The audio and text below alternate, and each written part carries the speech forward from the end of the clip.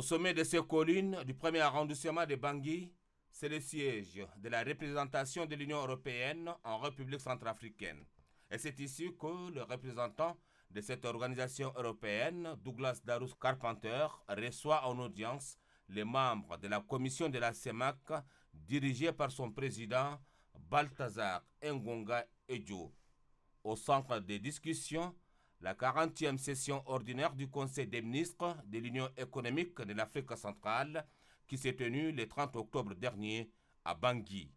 L'Union européenne, partenaire de taille de cette organisation sous-régionale qui regroupe les 6 pays membres de la zone CEMAC, doit être fixée sur la nouvelle vision et le projet d'avenir porté par la nouvelle équipe dirigeante de la commission de la CEMAC.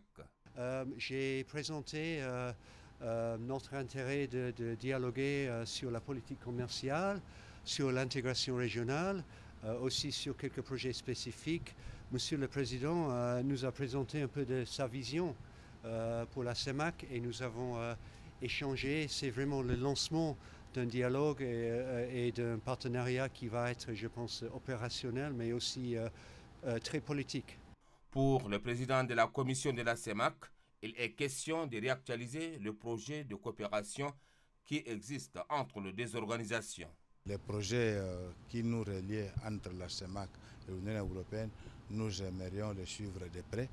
Donc il faut, avant d'amorcer un tel projet, il faut que nous ayons un entretien physique présentiel.